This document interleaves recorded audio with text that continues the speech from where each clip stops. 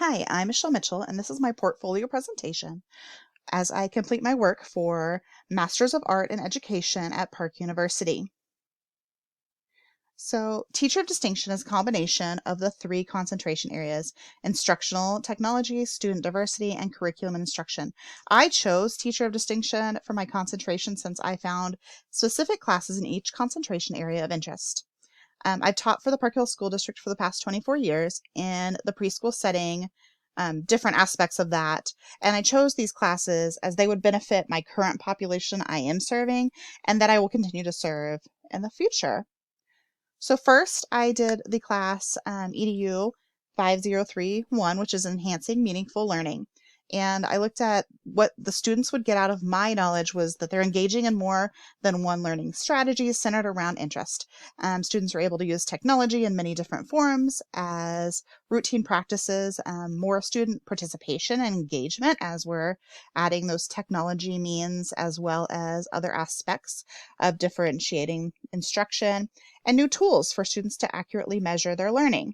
Skills that I gained out of this class were being able to compare and contrast traditional and differentiated classrooms, able to recognize examples of different levels and indicators of student learning, recognizing that students learn differently and that teachers need to be responsive to those differences in order to keep children engaged, and the ability to improve classroom decision-making and lesson plans by examining content, processes, product, and the environment of the differentiated instruction.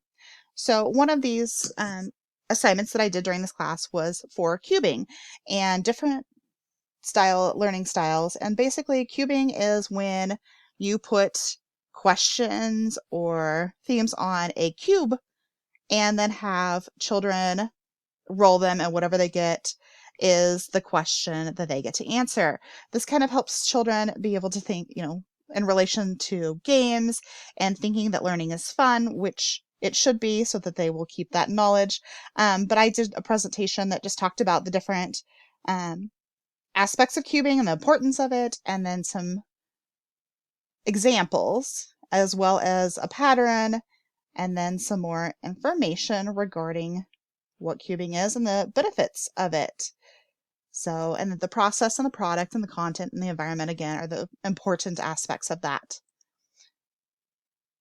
So then, as far as EDU 5299, the classroom transformation through digital application, I thought that students from my instruction will be able to use technology in many different forms as a routine practice while participating and engagement are increased.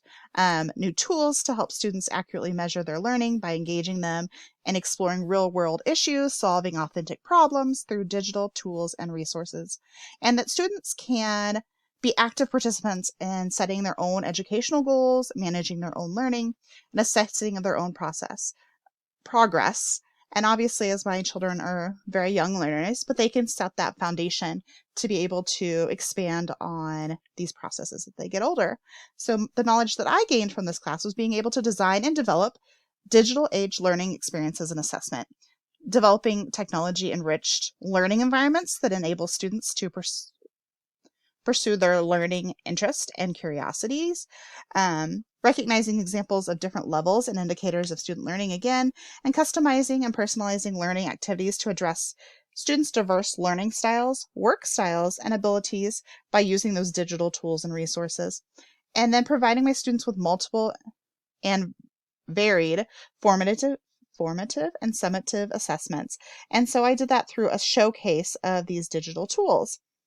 And what that looks like is that we did a Google site, and then I broke down each area of my learning and how I would give those lessons. And so one of them happened to be assistive technology.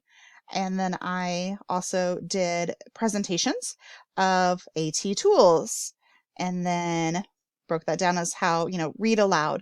The text to speech would be one of the ones that my kiddos would use. Switch or a Big Mac button, and being able to utilize that method of an AT tool to have children be able to still challenge them, even if they're struggling with other concepts.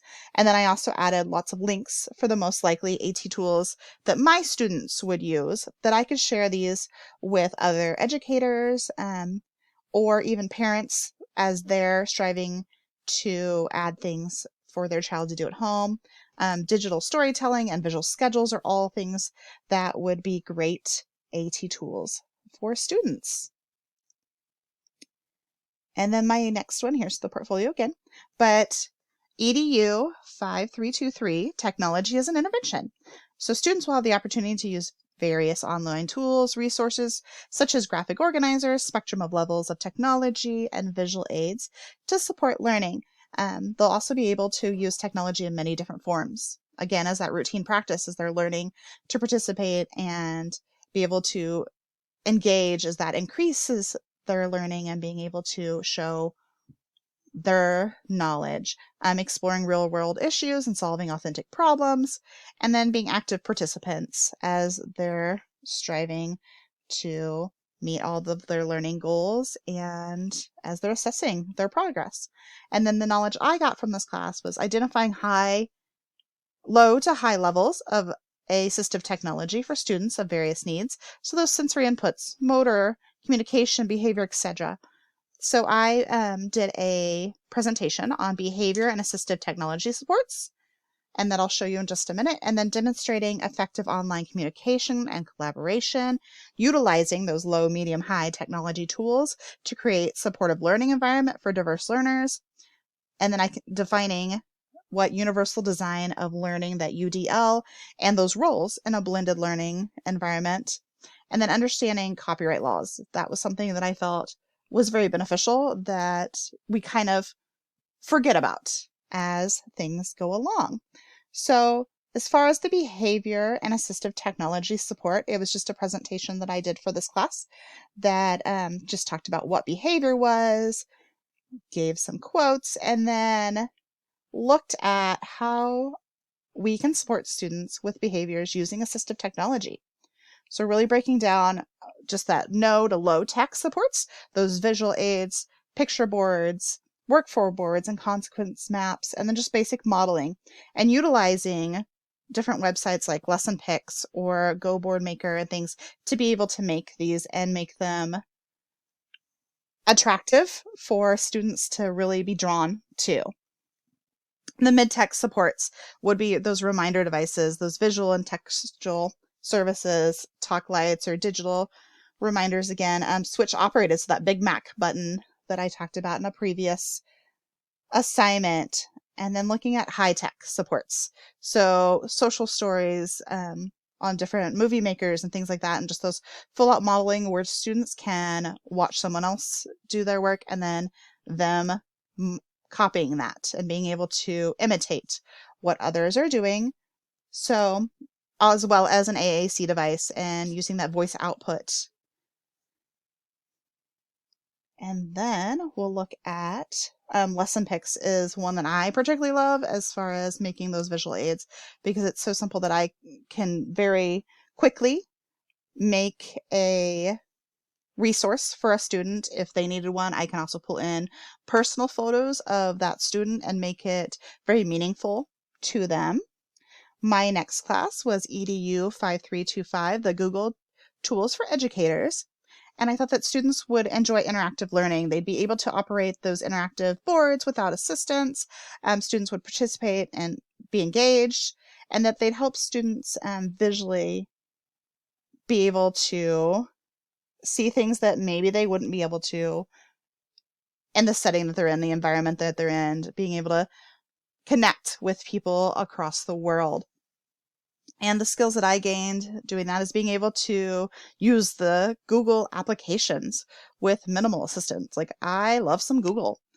But creating my own Bitmoji slides that I use for gathering time for my own classroom, creating, classroom website that parents and students can use, that was something that I did in several of these classes and I really enjoyed. And my class is benefiting from that now, of being able to have all the information in one place, as since parents cannot, still come into the building and things, they can find resources without having to necessarily reach out in an email or review different newsletters and things I've sent home.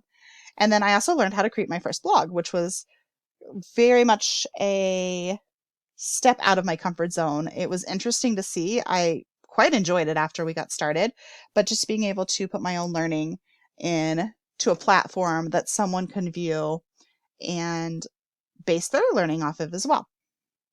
So this is my gathering time slide, and what it looks like is they have songs.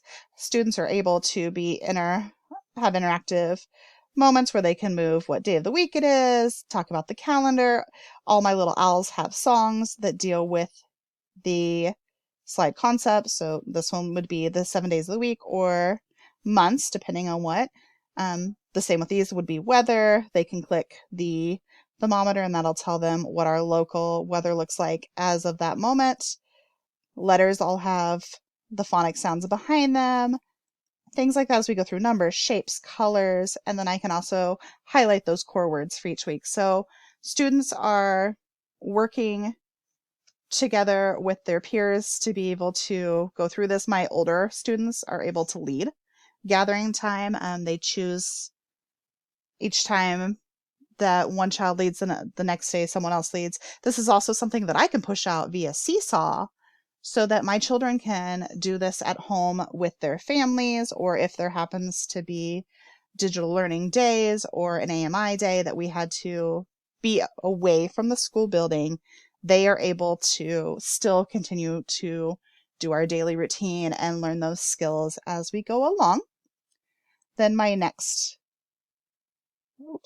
there we go. This is my classroom website, and it just gave some general information, wrong one, that I can poke on all these different page pieces and really have my parents go through. They can, if they need to contact me, the school calendar, they can also go up and look at general information.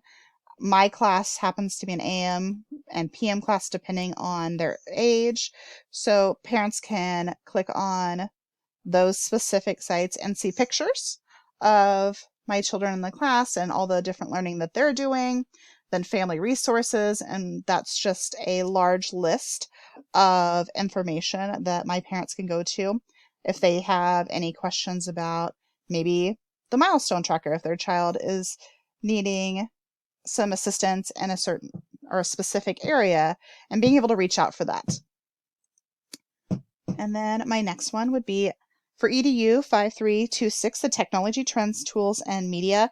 The students will become active participants in setting their own learning goals, managing those learning goals, and assessing their progress again, being able to pursue their individual curiosities, more students participating in engagement, and those tools of working collaboratively, even across large areas. So across the world, in the next city, different states in the United States, that they can work together with others that may not be right next to them in the classroom, or even just different classrooms in the same building.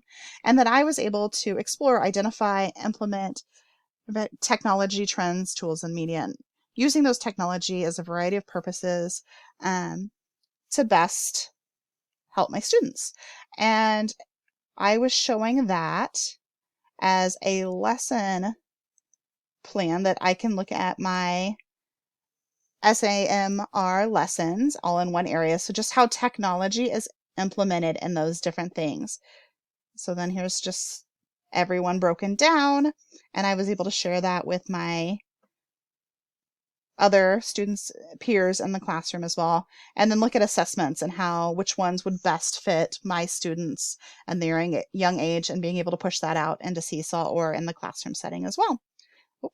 So the courses I took for a teacher of distinction helped me grow tremendously as a teacher. They helped me examine my classroom practices and really increase my technology skills through Google and Trends, and the media usage, and how I can enhance that learning of my students and give them new skills that they can build on in the future. So thank you for listening. And again, this was for my Master's of Education, and it was taught by Dr. Stephanie Hill. Thank you.